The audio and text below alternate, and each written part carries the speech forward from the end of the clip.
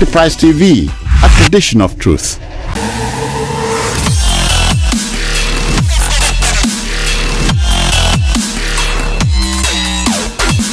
Middlemen. Hello and welcome to the Middlemen on Enterprise TV. I am Evans Ofeli. We have 5 jurors on the panel today, and we have 5 cases to be dealt with. The first is blaming the judiciary and romancing the riots of a country. I will be taking on that.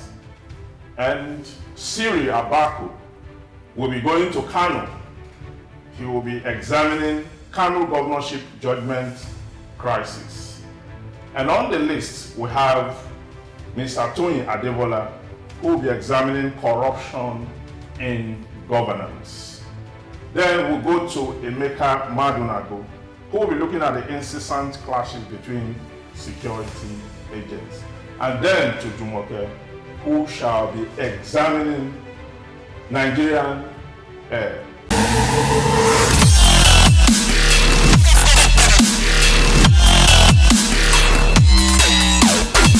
Middleman. Here's case 1, blaming the judiciary and romancing the rot of a country. The service chiefs on Tuesday in Abuja appeared before the House of Representatives at plenary on sectorial debate of MDAs, recounting activities aiming at combating surging insecurity challenges in the country. The Chief of Defense Staff, Christopher Musa, the Chief of Army Staff, Taoreed Lagbaja, and the Chief of Naval Staff, Emmanuel Ogala, were all present at plenary.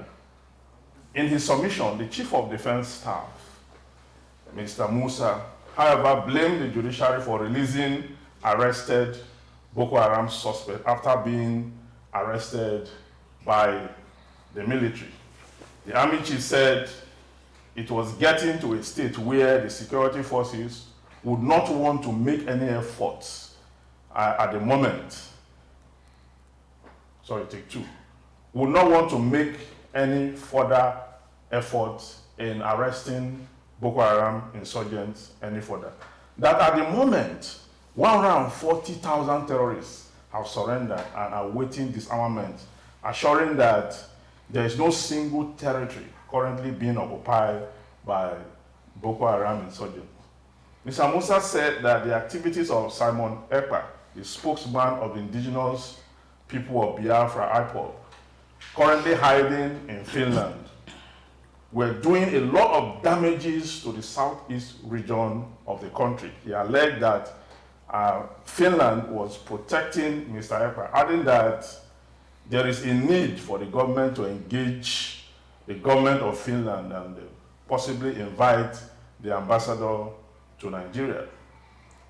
Mr. Musa said while the military and other security agencies in the country were doing their very best to ensure peace in the southeast region, Mr. Ekpa is making inflammatory comments that are capable to lead to issues of crisis in the area. Mr. Lagbaja highlighted that some of the challenges facing the Nigerian Army, which includes funding, logistics, and manpower. On the part of Abubakar, he said the challenges facing the Nigerian Air Force is the conduct of air operation, which include rising costs of aviation fuel. Others include delay in fund release, targeting complexity, porous borders, and manpower disposition. Now, Mr. Gala, that is the Chief of Naval Staff, urged the House of Representatives to ensure that adequate and appropriate resources are made available to the Army, the Air Force, and the Navy to enable the security agencies combat effectively the criminal activity of the insurgents. Now, here is my judgment. On the judiciary, it is not true that the judiciary is working at cross purpose with the Army, as alleged by the Chief of Army Staff.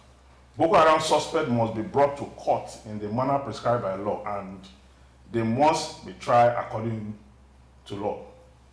If the prosecution, which is the Nigerian state, is not serious with the case, as it is always, the court cannot convict suspect without trial or evidence.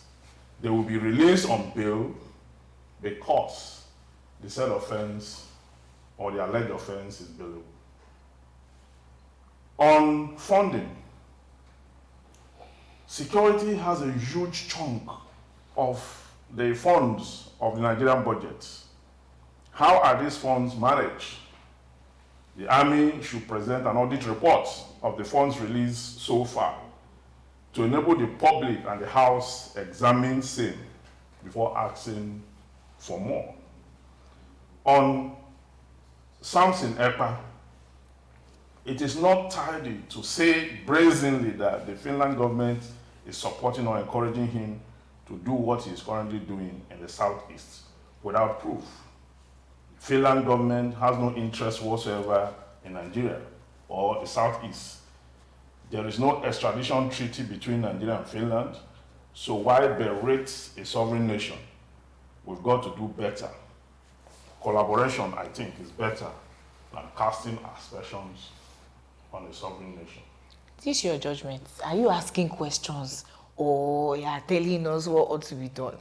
Because how do you know that the Finnish government is not defending Samuel Ekpa? How do you know? There are no proofs. There are no proofs. So, Juror Evans Ufele, as a lawyer who believes in Nigerian law, you will defend them because you do not see proof. no, because when you throw that at the plenary of the National Assembly of a country, and the other countries, they are watching and seeing what you are doing. Let them come and defend themselves. Because you cannot tell me that Samuel Ekpa was arrested and then granted bail and the Finnish government does not know what he's doing. No, so If he was in Nigeria, DSS would have picked him up since now. Was he arrested? And Yes, now. He was arrested. Of course he was, but on unrelated charges. unrelated now. I Not to this one now. Yes, I concur with the ruling of Juror Evans on a number of grounds. One of them being that he's calling for the audit of the accounts of the military, right? Of the army. Because they've given so much money to prosecute the war on terror, which only continues to be increasing. We've been fighting the war on terror. They built the University of Defense. We are fighting the war on terror. The NDA has been attacked. Almost anything that can be attacked has actually been attacked. Up to the point that armed robbers went to Aso Rock. Yes. So That's why you want budget to billions of money. So if the money is not being stolen, I think they can come to the public and show and open the books for us to see, right? But on the matter of Simon Ekpa, I think that the Nigerian government, because the last time it happened, the Finnish government arrested him over there in Finland. Yes. But not on this. But it was a money laundering. It wasn't exactly different. Because from their own point of view, Ekpa is not breaking any Finnish law. He has not. But what he is doing is inimical to Nigeria, to our own national security. How come we are not asking for him to be So extradited? what we ought We to don't do, have any extradition. They cannot just do that. With Finland? No, of course we don't. None exists. The question is why. I checked the laws before I came on air. But there is Interpol. That is the suggestion. Can arrest anybody around the world. Yes. So the other thing That that is the suggestion. Simon Ekpa has actually conducted himself in a way that gives ground for him to be arrested. Yes. After he was arrested and granted bail, Simon Ekpa, was it sometime last month or in September, held a parade sometime in Finland where Declaring the state of Biafra. State of Biafra. He calls himself the Prime Minister in exile of Biafra. He says he has set up a cabinet, and he keeps making broadcasts that are inimical to the security of Nigeria. And therefore, Finland cannot claim that these things. God bless you. No. I say God bless him. Hold on, sir. The question I have Yes. is, how does that become a crime in Finland? Exactly. And then on what grounds should the Finnish government Take responsibility. take any action on Simon Ekpa? That's the That's question. the question. Okay, Nigeria can When his own approach. country is not showing sufficient. Hold on, sir. Nigeria can approach Finland. That And has to say, be by treaty. It's no, it doesn't have to be. You don't No, say- our okay, it's not the government ambassador. You or don't high start- commissioner. You don't start to debate that at the National Assembly of your country. You don't. When you have not reached out. That's what I'm saying. I'm But- not saying some of But under the Buhari administration, the Minister of Foreign Affairs then invited the Finnish ambassador. That was what led to the Finnish government arresting him, but At the not time. in any or anything But related you know, to. freedom of speech is not absolute. Definitely, he has his rights to, his freedom of speech, but he cannot be making comments that But the question that are treasonable. to the sovereignty But the, of another nation. But the question is, on what instrument can the Finnish government arrest him and prosecute him? On what instrument? Nigeria is asking for him. I think the Nigerian government can actually Exactly. The Interpol will not do its The job. question is, why hasn't the Nigerian government done anything in that regard? Why haven't they? If you could, We are the sleeping giant of Can I Africa. tell you something? The federal government is the one flaming these embers because even the courts have told the federal government to release Nnamdi Kanu. True.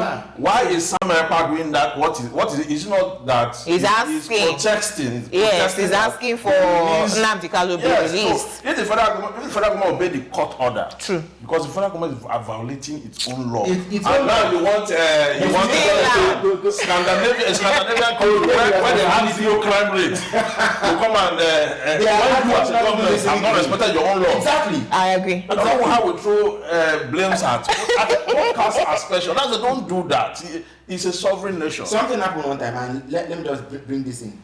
And I made, Carlos Ghosn, the former MD of Renault and Yes. Nissan Motors. Yes. When he was in jail in Tokyo, they hired two American military whatever to go and rescue him. They went to Tokyo. They rescued him out of his holding cell and took him to Lebanon. When the matter came out, Japan wrote to America and said, we have a treaty with you. Therefore, your citizens have come to commit the crime. Send them back to us. Almighty America bundle those people and send Yes. them to Turkey, Of to course. Japan, No, to no. be jailed. Yes. Jesus. Exactly, to be jailed. To be jailed. So this thing is done in the Committee of Civilized Men and Women. Yes. For all you care. If the Finland government move in the way you expect them to move, that's what they call the Geneva Convention, Yes. International Humanitarian Rights. You understand? You cannot just move like that without having those international policies and laws In place. But if I may ask a question, I think, correct me if I'm wrong, I'm not a lawyer, I'm not. So this may be apples and oranges, the issue that happened with these Americans Tokyo. in Turkey, In Tokyo. And Sam Ekpa, in the sense that citizens from another country went to another country that's not their own. That's and a actually crime. committed a crime on the soil of that country to free somebody, rendition somebody who was illegal. which was an illegality. Unlike Ekpa, Samuel that is living legally in Finland. He's not committed Citizen is any. even a politician. Exactly. So he hasn't committed any crime in Finland. No crimes. So if one country is saying that, he did this, and like you raised some very important points. Where are all the evidences presented by this government to say these are our laws that he has broken? And so I'm not a lawyer, I don't know anything about international or so much about international law, but I'm looking at it like, what are the grounds? There's really no grounds. True. Really no grounds. If I may even say it is against American law that as an American citizen, you travel to Ghana and undertake what looks like military action. Exactly. Exactly. So America had grounds. Even Japan had grounds. So say these people Send them back to us. And they had So evidence. Nigeria doesn't have grounds, does not have evidence. Let's just close shop. No. Nigeria perhaps is not interested. And another thing, It's unwilling. so very, very right. And again, Juro Evans said something. We make a joke of our entire, the country itself, our legal system, our military system, everything has turned into caricature. Why should anybody take us seriously? True. You see, because look, Very this good is question. not 1970. This is not 1960 or 1950, where one thing that's happening at the end of the world takes days, Before weeks, it or months reaches before it another end. It's happening live. True. So with every single circus, we've turned our very, very strong decisions into. It's happening in the site, on live for True. everybody in the world to see. True. So if we don't take our legal system with any seriousness, we don't take our military with any seriousness, we don't take life with any seriousness, why should anybody take Why should they take us serious? us seriously? True. Now, Siri goes to Kano. All right, my case is about tensions rising in Kano. I would say needlessly. Only yesterday, what appeared to be the certified true copy of the judgment of the Court of Appeal determining the outcome of the governorship election appeal between current Governor Abba Yusuf of the NNPP and Nasiru Gawuna of the APC came into public view. And what was all of this about? It was about the fact that whereas the ruling of the court of appeal had said that, had upheld the sacking of Governor Abba Yusuf, the certified true copy, as it were, came to say that, in fact, actually upturned, changed, reversed what the judges have said in court. The CTC did say that, in fact, Governor Abba Yusuf was affirmed to be governor of Kano State. Now, this is where the matter is really coming from. At the court of first instance, which was basically the tribunal, the court had said that Governor Abba Yusuf was sacked, citing unsigned votes and so on. The matter went on appeal. The governor appealed the matter and took it to the appeal court. And there, the appeal court basically ruled and upheld his sacking by the lower court. Only for the CTC to appear yesterday saying that the governor's election was affirmed. Now, some have called these errors, some have said they were mere typos, but more than one paragraph, more than two paragraphs, leave much to be desired to think that they were typos. It appears that it is the voice of Jacob and the hand of Esau.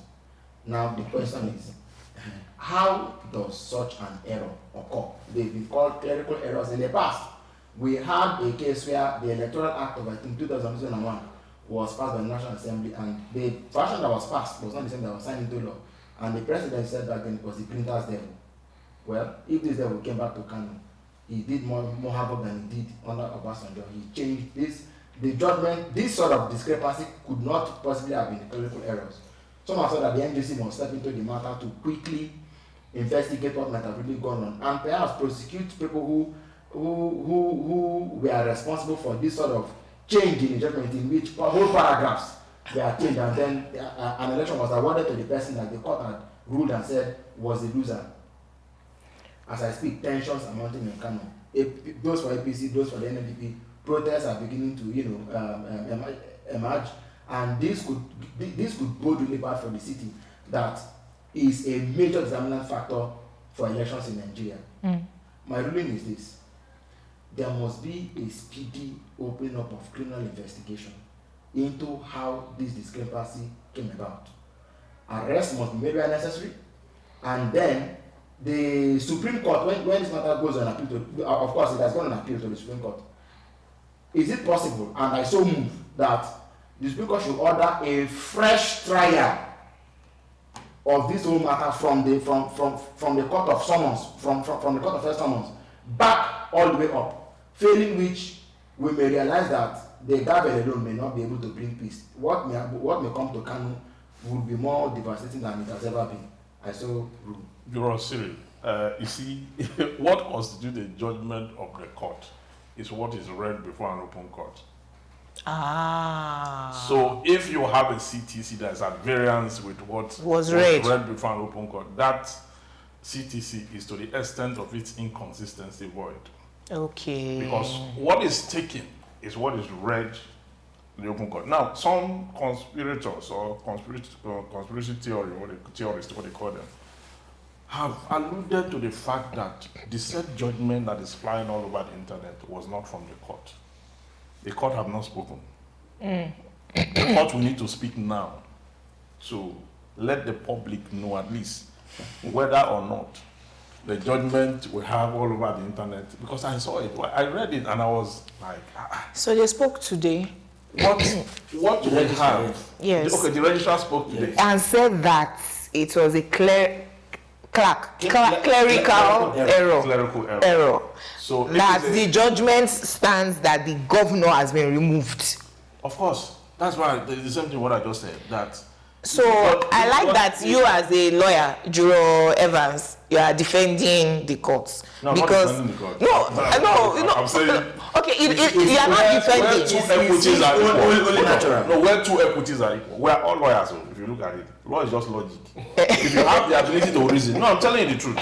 Maybe some not certify and some certify. Okay. You see what you do in the house, in your house, from your home to the street to everything. When you find people fighting, you intervene and all that. What you do, you are wrong. You are that's judgment. Adjudicator. Yeah, you are adjudicator. So law is largely logic. What is? You see, where two equities are equal. Okay. The first in time prevails. The one that was pronounced is the law. So I wish Hold on. Then let us go to this case and the materials therein, right? The Supreme Court has said that matters concerning pre-election should be party issues. Court of Appeal in Kano is saying, no, we will remove the governor for matters that are pre-election issues. So who is the Superior Court now? Which part of it is pre-election? Which is his nomination. He's membership of the party. Yes, now. That's not the only ground upon which They removed The other it. ground too has to do with INEC's inaction. INEC's inaction. INEC did not sign. Candidates. INEC did not sign some of the ballot papers. They didn't stamp and sign those ballot papers. And now the court is now saying that the errors of INEC. The courts are saying the errors of INEC were visited on the electors. Yeah. Why? It's injustice. Yes. It's not justice. You cannot. The court cannot give such kind of judgment. It's wrong. Barrister. Okay. See, lady and gentlemen. Yes. You know what shocked me? That we're even having this discussion on this matter. I'm being very honest. First of all, it shows you that the process that even produces candidates is broken. True. Very true. Then the election process itself is broken. True. Because how can we even be having this conversation? Look, all of us here, whether you finish secondary school or you finished at PhD level or nursery school, sat and wrote and passed or failed exams. Yes. You write an exam, you either reach the cutoff point and you scale through, or you fail, you go back and do a receipt and take the consequences of failing the second time. Yes. Why is it so difficult in selecting, in the process that selects the people administering our affairs for 4 good years? Can I This is my question. just interject there? Please. Because of your shock. Please. If you throw back to 2015, when all this drama started in Kogi State, Yes. with the death of Prince Abubakar and the discovery that that the voided votes were even more than the votes that Prince Abubakar was said to be leading with, then your shock will be because if you now come to the current instance, you have the case of Zamfara, where 3 local governments were excluded for whatever reasons, and INEC just quickly moved to a provision in its guidelines, which is not in the electoral law, which is not in the constitution. Just a provision called margin of lead principle. Yes. INEC just jumped to it, excluded the 3 local governments, and used that to declare the PDP as the winner. So, is it in the case of Osun, where there was overvoting, INEC just continued admitting voters into the night, until, well, the people themselves were exhausted. Like, Tired of voting. They remember that they had other things to do, maybe at home or elsewhere, and they went away. So, you see, the point is that INEC has been a problem. Even just like his predecessor. INEC and the judiciary, sir. NEC and all of them, even back to independence, pre-independence. INEC and the judiciary, sir. What Jumoke Now, wants. you see, They want the populace and everybody to mess up the country, and then the judiciary will now come and with a stroke of Hold on, sir. just Why do we have up to 8 off-cycle elections in Nigeria? It's the judiciary deciding. No, it's the electoral system. It's the electoral system. that one. Okay, decided by our judges. It's the electoral system. Of course. If somebody had Hold on, if sir. somebody did malpractice, and he clinched power, you want judiciary to leave him there? Is it not when the court removed them? Okay. But Can I cite the case of Imo? Please. This off-cycle election now. When you cite him, cite Edo. My state of Osun is also off-cycle. Ekiti is off-cycle. Off-cycle is very important. Hold on, sir. It's inevitable. But inevitable when. As long as your electoral system is not okay. So there was a learned person asking this week why 3 judges, I think it was Obasanjo, 3 judges would just sit down and decide that all the millions of people decided. Is it just waking up to realize? But Anyway, but the point is, see, look, Dispute. but hold on, sir. Tell me how 4th position became governor. No, don't ban it. Let's say that case is. Is it not the court? Hold on. That case is not. It's not true that Ford became. Part of his vote, Uzodinma's vote in that election, were not counted. They were voided because there was violence. They were not voided. They were not counted. Hold on. A duplicate copy that was issued to the police, okay, of that result sheet. He presented it before the court, and he said, if the court had, if INEC had counted this vote and added to what he scored, he won the election. Now the adverse party did not rebut it. Okay, the court looked into that evidence and discovered that truly it was a copy of the result. The adverse party Not signed by INEC. the adverse party signed by INEC. Was signed by INEC.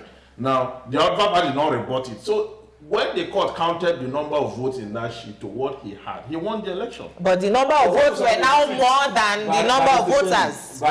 Back to Kano. You know, this is Nigeria, and nothing should take us by surprise, really.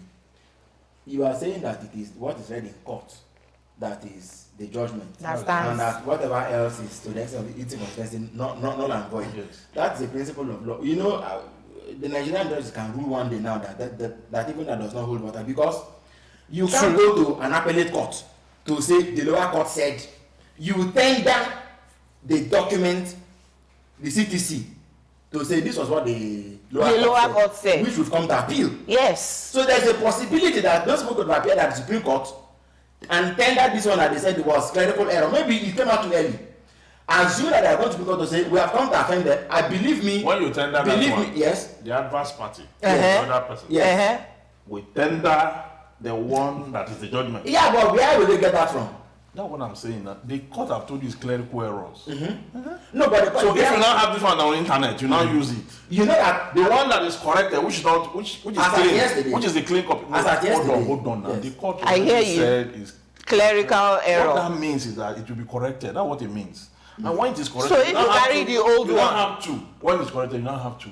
So by the time you go with the one on the internet to file your appeal, they will file with the clean sheet, the other one, and they will now use it to counter what you have. How do you have clerical error of a whole sheet? A whole sheet. It's the court that will explain that. So who now determines which one will be right? and which So one how will be can we wrong? now And how can- judge which one will- anything coming from the courts? God bless you, sir. That is the issue. We have a judiciary that is compromised. Hell, Heavily compromised. we're in trouble. Sometimes when they oh. are telling you clerical errors, these clerical errors could be water passing under the bridge. Hey, whoa. But I can ask you a question. Looking at the two documents materially, Uh-huh. what will be the difference between the one that has clerical errors and one that does not have clerical No, the errors? one that have clerical errors is not the judgment. Eh, Because it's not what was pronounced. You know, okay. So the one that have what was pronounced, you know. Are you? Is that going to be a stamp? So what will All not judgments are be recorded. the adjoining evidence The to prove that this was what was pronounced in In court? court. Of course, that there is what you call appellate brief now. You write an appellate brief and attach your evidence to when you are appealing. Yes. Okay, in that appellate brief, that's when you will say that the pronouncement of the court was this. Herein attached is a judgment. However, hold on. However, there was a judgment that was circulating all over the internet before this was okay. Now that judgment has been attached. And this court should hold that same is void. Nigerian Judiciary. This civilization, Confusing Nigerians since 1914. it is called de-civilization. I agree. That's a very, very, very, very apt. So up next, I pass the baton to you to discuss corruption in the Nigerian government. Hello, everyone. Thank you very much for having me on this very, very powerful event. I mean, I'm just listening to the jurors now. I feel very, I came alive, just because these are very, very salient and very powerful things that have to do with our daily living in this country and our existence, as an entity. Basically, I'll read this and then I'll read two other points and I'll pass my judgment and then I'll leave it to the honorable jurors. So, exclusive. Former Central Bank Governor Emefiele to be freed after Tinubu's Attorney General signs non-prosecution plea bargain upon his willingness to return 50 billion naira. Jesus. Now, I want to cite two other cases and then I'll, pass my judgment and then the lady and gentleman on the table can respond. Just listen to this. 55 politicians, high-level public officials and leaders allegedly stole 1.3 trillion naira between 2006 and 2013. According to the report, the amount of money embezzled, misappropriated, or stolen by public officials and leaders in the private, public sector between 2015 and 2017 has galloped between the contemplation of average Nigerians. Evidence abound that the judges, judicial officers, lawyers, and military officers are participants in the frenzy of despoliation of national wealth. Another point, this one basically trended most of last year. EFCC arrests Nigeria's Accountant General over alleged 80 billion naira fraud. Jesus. Now, these are just 3 points, but coming down to Emefiele being granted bail, my judgment is this. Any public official, even if it's an allegation that they stole public funds, should be refused bail until full investigation. It doesn't matter how long it takes. If he's free, they compensate him. If he didn't commit any crime, or compensate her. If he actually committed the crime, that time served can be deducted from their sentence. But my suggestion is that the crime of stealing public funds in a country as financially challenged as Nigeria should be tantamount or equivalent to mass murder. I think it should carry the same judgment. I think it should carry the same approach. I think it should carry the same weight. I don't think anybody accused. Just to give us scale, just to put everything in perspective, 1.3 trillion naira is equivalent to the amount of budget, the federal government's budget of 2016. That's 25% of 2016's national budget. That amount that was stolen within that period of time.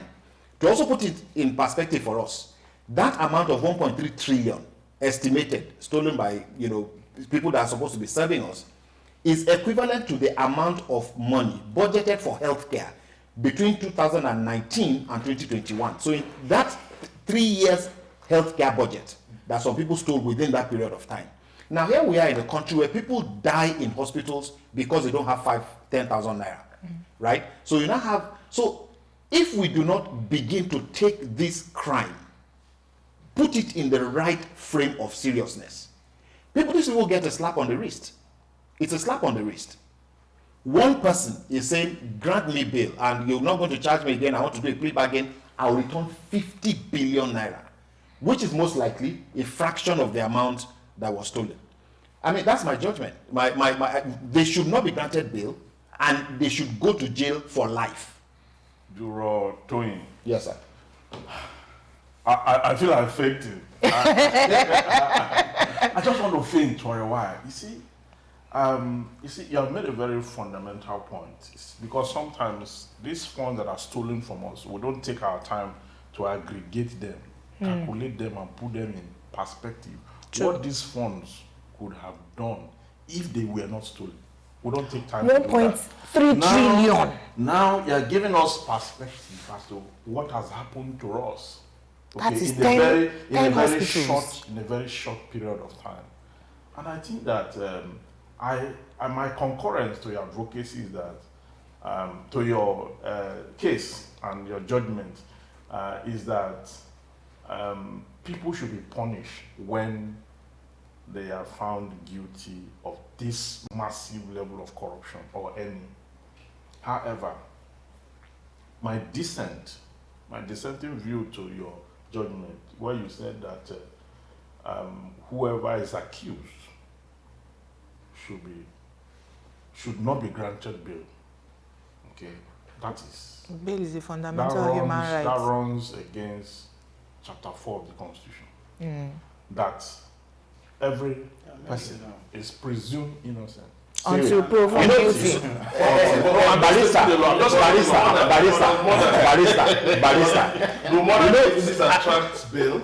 Of course. The issue is this: even murder is a bailable offence. But the reason the court will not grant bail, because bail is at the discretion of the court. Yes. It's because of the likelihood of jumping bail. Yes. So, you might be a flight risk. The nation's treasury shouldn't it be akin to murder? No, it should. It should. Unless and until you change the law. Do you know why it's dangerous also? It's dangerous because you are at the other side. Every citizen, both the criminals and the sane ones, enjoy the same privilege under the law. True. Okay? So if... Just in case you are accused wrongly. Just in case the person accused wrongly. True. What then happens? How do you recompense? You We're talking about, look at the case. Life case. Somebody trusted with the meager resources that we have, where people are dying because they can't eat. They can't. Recently, just to put in perspective for you, me and my siblings had to take a life and death decision because we could not afford a particular medication for our mother. I'm talking as early as 2 weeks ago. We had to take that decision. Do we drop this drug? Because we can't. Over the small amount of period you're supposed to take, it will have cost us 7 million naira. We had to take that decision. Let's go for an alternative. What if it affects? It makes her not live as long as we couldn't afford it. That's the reality. So how do you want to talk about somebody, one person, 80 billion naira, another person, 50 billion? I mean, how do you say? Why would you bend the rule in cases like this? Absolutely.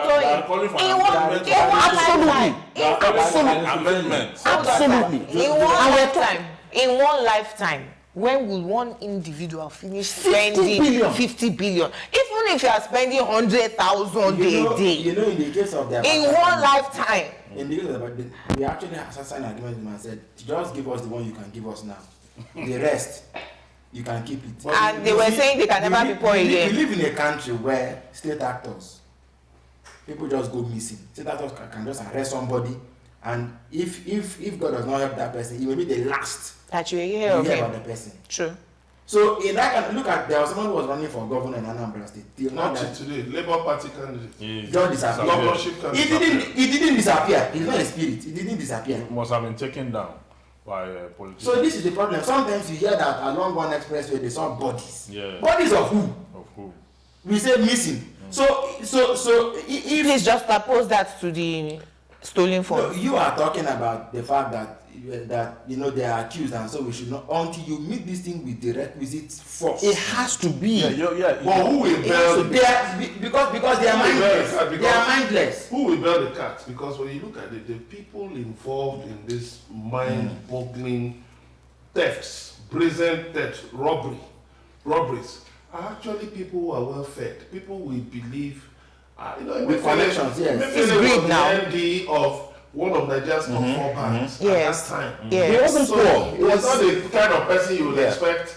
So if somebody of his status, can but once a CBN of returning billions, somebody like me, he needs the whole treasury. Once a CBN governor becomes a politician, there's trouble.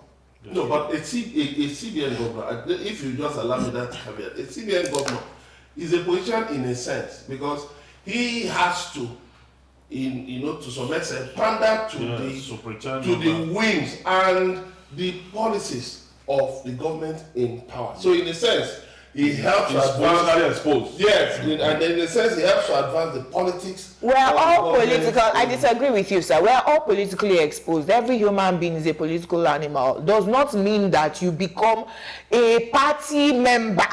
No, the point to which he now became. To the extent that you are even running for presidency. I'm not even. That's very wrong. So you will question where he got But the issue is but you know, can I let you know something? That the Nigerian system is so porous to the extent that anybody in power can steal easily. Yes. In fact, the thing is, I have had cause to sit down and analyze some of these scenarios, you know, using scientific methods. Because if you want to deal with life, is a science.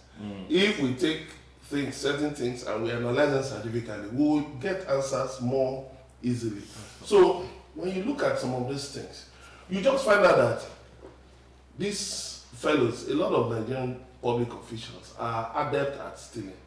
But they cannot, they usually lose their senses when it comes to concealing the proceeds of crime. I'll give you an example. Someone who was a permanent secretary, he got to the point of retirement, he didn't retire, he just stopped coming to the office.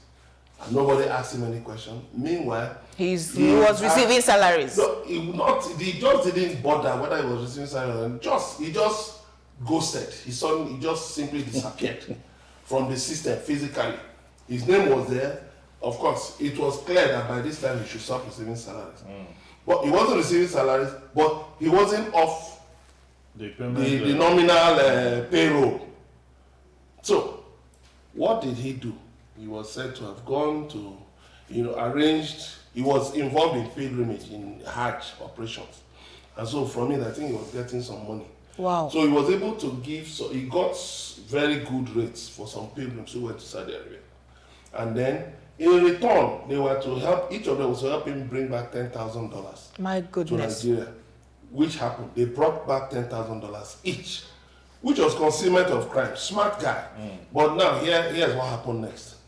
When they came back, he collected all the money and then went to somewhere in Abuja, changed the money into Naira. They amounted to 4 billion Naira and deposited it in his account. So somehow, ICPC was tipped off. They started investigating. How did this man end up with 4 billion Naira?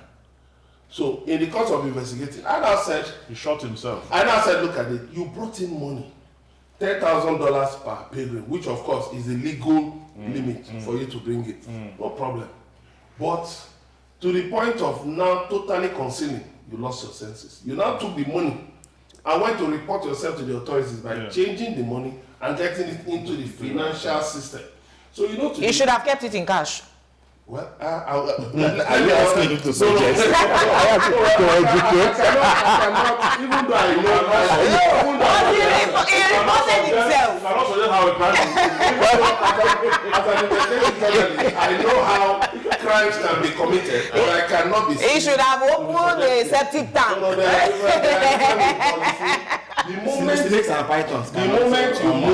The moment you move money into the financial system, the tracking begins. Anyhow. All right. So we'll take a short break, and when we return, Emeka goes to the security agents of Nigeria. Stay tuned. Don't go anywhere.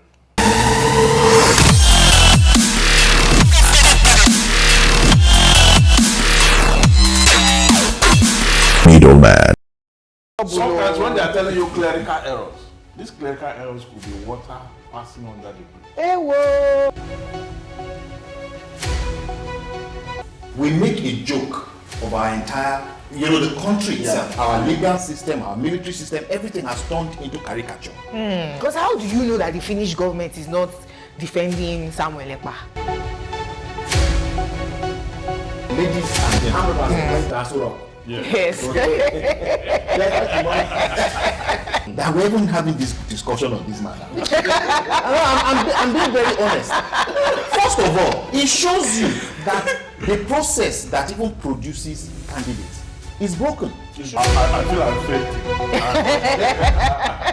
I just want to faint for a while. You see? The Middleman. Welcome back.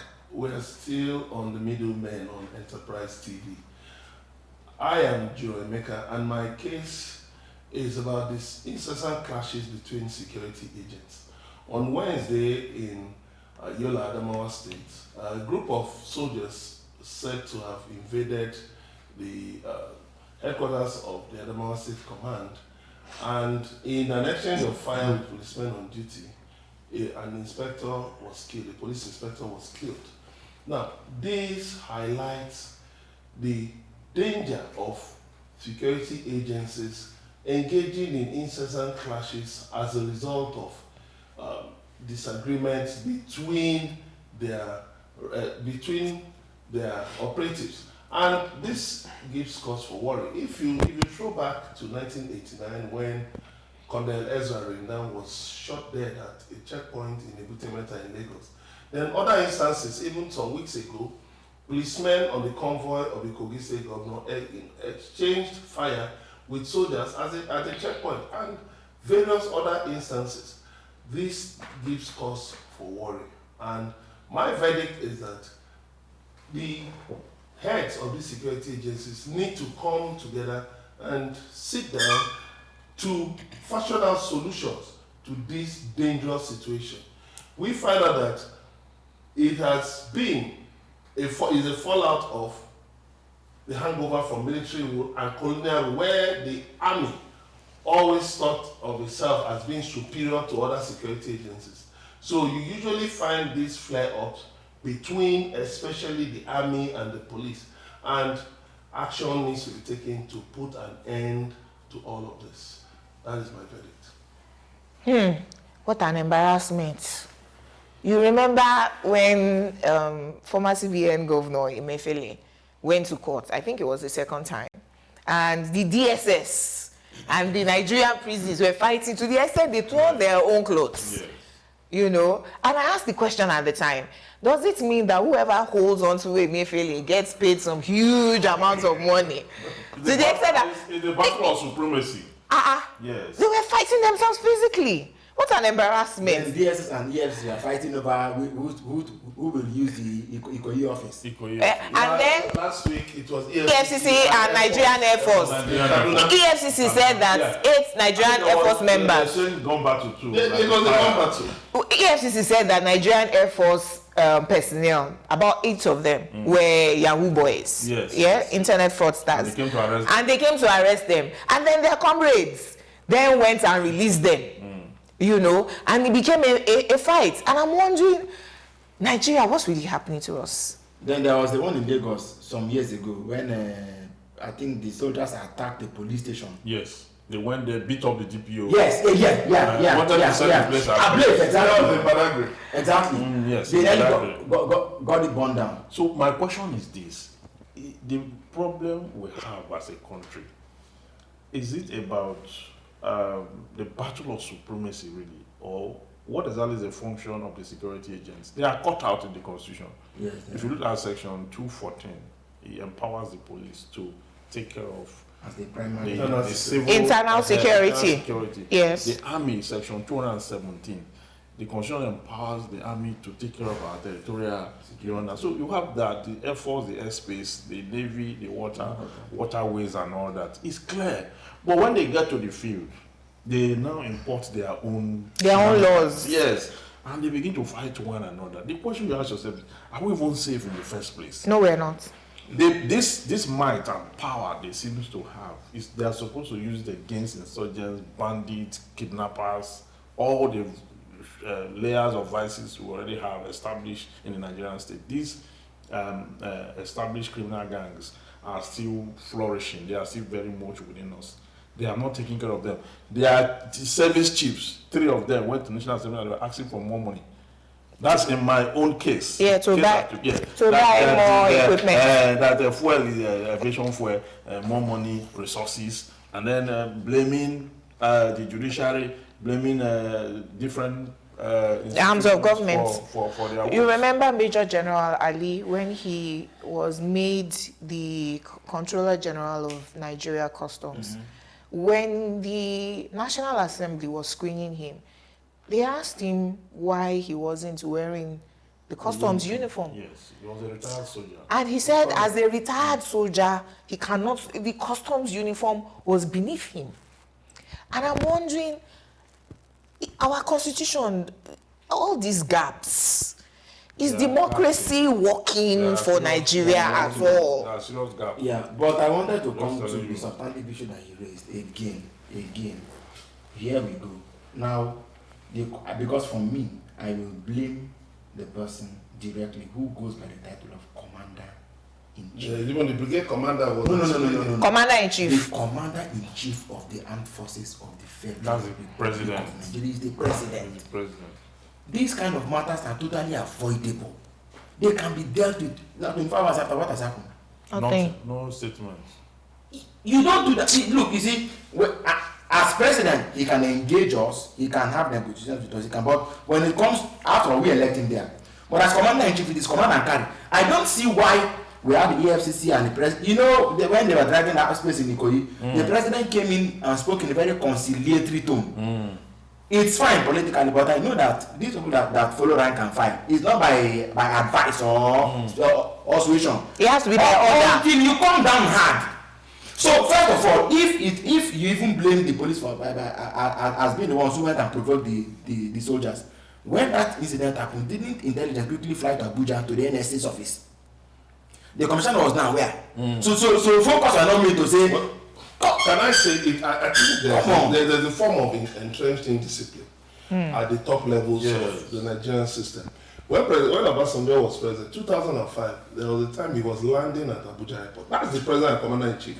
So his movements should be overseen, should be supervised by the Nigerian Air Force. But guess what happened? As his plane was landing, the lights went off at Abuja Airport. Up to today, we've not heard of anybody who was punished for it.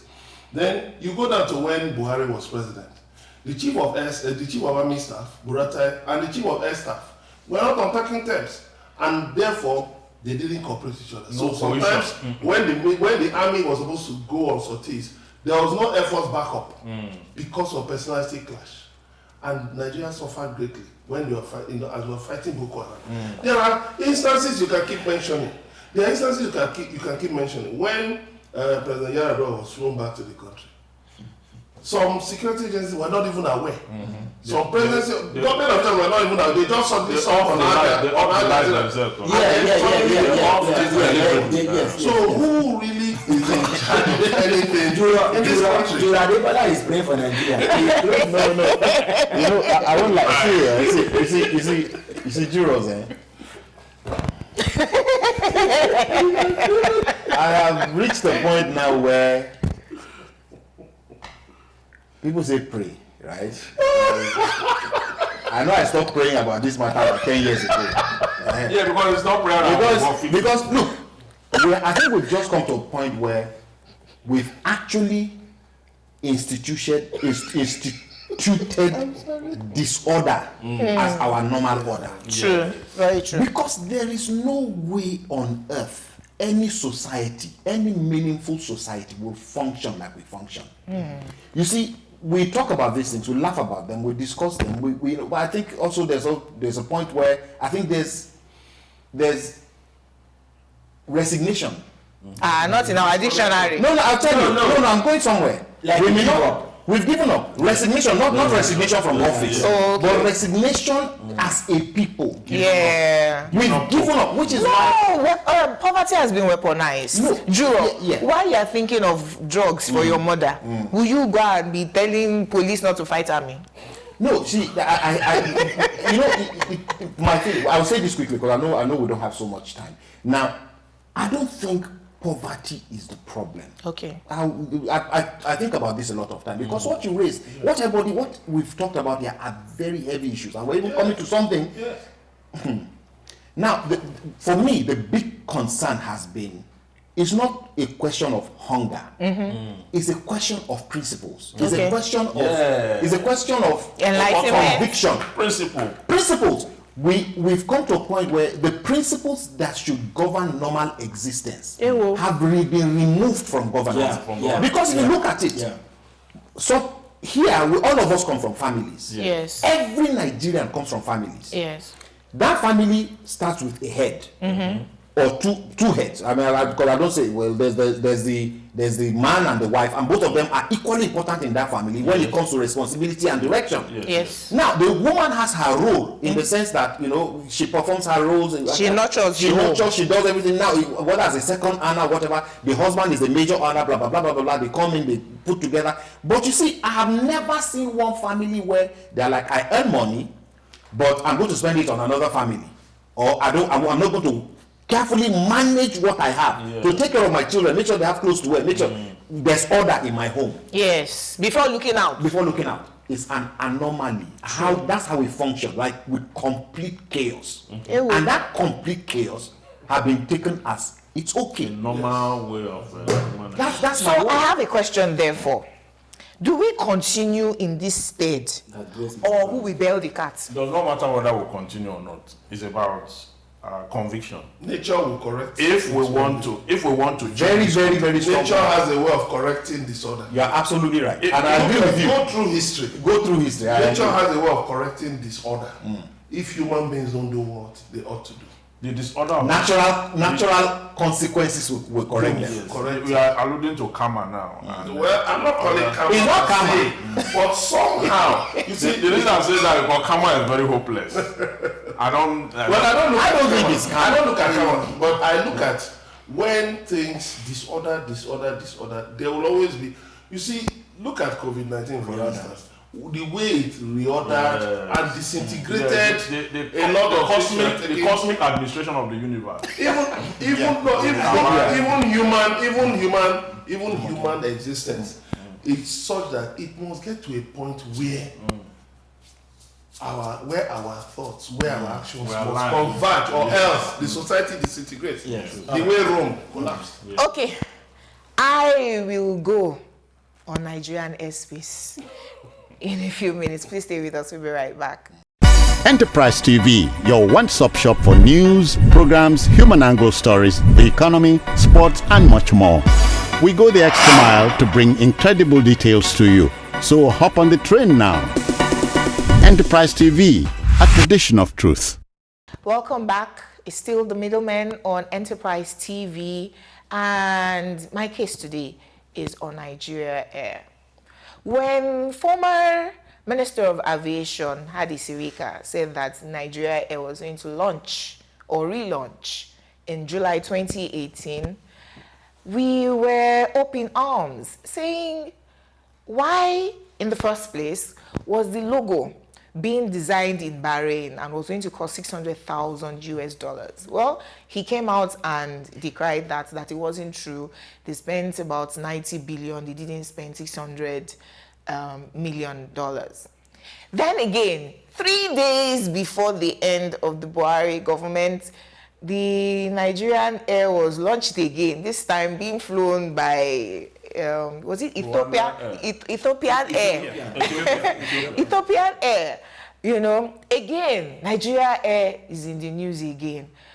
Meanwhile, Minister of Aviation, Keyamo San, we are asking if the Nigerian airspace is safe for current travelers, rather than taking us on this jamboree, this white elephant project again, called Nigerian Air.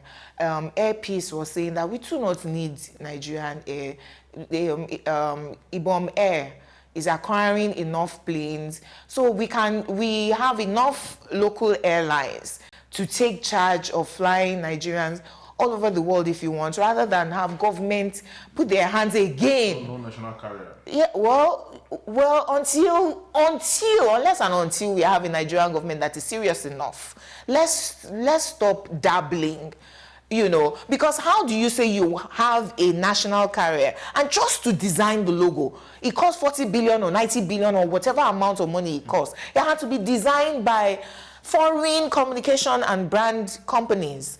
We didn't find any Nigerian brand company to design that logo, as simple as it is. You know, so my question, let me call it my verdict, is to say, please do not waste our time. Minister of Aviation, let's calm down and deal with poverty first. Because when any government is trying to steal, they build a new airport, regardless of if it is viable or not. We have many, many local airports that is only the governors and their family members that are flying there, and maybe top businessmen. Let's not waste our scarce resources. Let's not waste our time. Let's focus on what is real, which is hunger. There is hunger right now in Nigeria. Let's deal with the real issues and stop bantering, huge amounts of money to be used to fly Nigerian Air. I rest my case. Nigeria Air. Juro Jumoke, your slight at hunger caught my attention. Because, hunger and poverty, just like the Holy Writ said, that rich man's wealth is a strong city. The destruction of the poor is their poverty. The Nigerian poverty is high tension poverty. It has reached its crescendo. But that poverty is also a consequence of the people's action, largely so. Because they allow, look how much money was spent in Nigerian Air. I mean, it's been probed now, the former minister. Oh, yes. It's been probed now for that. So he has denied that they did not spend $600,000. For the logo. Yes, for the logo.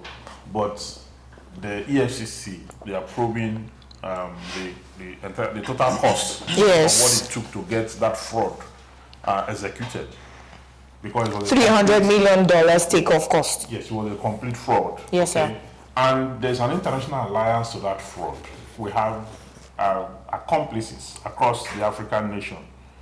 Because if you look at the country in whose name it came under, investigation must be extended to that country. In fact, the CEO of Ethiopian Air, has resigned. Yeah, has resigned. Yes, so now. Investigation should be extended, that I'm saying. Within weeks. It should not get scot-free. Okay? There must be, we must look into how this came about. Whose idea was Who will look into? EFCC. Even the way we are going about how this city, it doesn't look to me like we are not serious about it. We're not. You see, should he have been arrested? No, he was arrested. Yes, he was, but the whole thing was a big fraud. See what happened. Ethiopian Air was not supposed to come into Nigeria the day it came. It came on the eve of the president's handover. Yes. They didn't have the right clearance, but because of course it came from government, they entered our airspace. It was an Ethiopian Airlines aircraft that was repainted. Yes. They brought it in. All of us knew. After the cutting of the ribbon, what did they do? They took it back. And repainted it back. So it was all pure fraud. What we were told was that Ethiopian Air was a shareholder in they said that they have stake. Now, let me quickly go back to 1994 when the whole Nigerian Airways flight, the last flight that went to America, the last time that it ever took off and went to the air. When passengers couldn't wait anymore, they had to contribute money to buy aviation fuel. After they knew that when that jet took off, he just landed in America. He no go. So that day, after they calculated money to buy fuel, it was the last time they took off with that point. And Nigerian Airways took off. That day, he didn't come back. But you remember Virgin Nigeria? Now, you know why this Marani was? Yes, Richard Branson. He claimed that every time they wanted to fly, a government official in FAN will ask Virgin Nigeria for all sorts of frivolous amounts. Are you likely to believe him or believe your government? Of course we believe him, because he quickly carried his bag and left. That's the point now. Back to the Nigerian Airways, Nigerian Air. That day when the Ethiopians brought that flight to Nigeria, after the so-called launch, they took it back to Ethiopia. Yes. Moments after, I think days after the president had been inaugurated, Nnolim Nnaji, House of Reps chairman committee on aviation, had a public hearing and openly declared that launch a fraud. Yes, he did. They only came here, executed the fraud. And it took I think some more weeks before we heard that either this or you had invited Adi Sirika.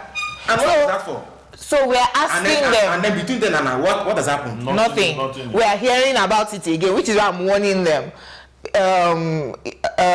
Let's focus on the real issues and don't waste our time at all. But again, Juro Evans has advised EFCC to arrest everyone indicted in this case. Hopefully we see some arrests. Juro, we have to go.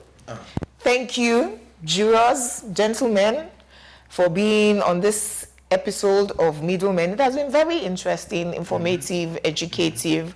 We'll be back with 5 jurors next week. We hope you stay with us. Thank you very much. Goodbye. I will. Don't go there. I will take the closing. Okay, that has been the Middlemen for this week with 5 jurors. Gentlemen, thank you very much for being on this episode. It has been informative, educative, and entertaining, if you may. Hopefully, Nigeria gets better by the time we come back on the next episode. So please stay with us. We'll be back next week. Do not go anywhere. Stay tuned to Enterprise TV. Enterprise TV, your one-stop shop for news, programs, human angle stories, the economy, sports, and much more. We go the extra mile to bring incredible details to you. So hop on the train now.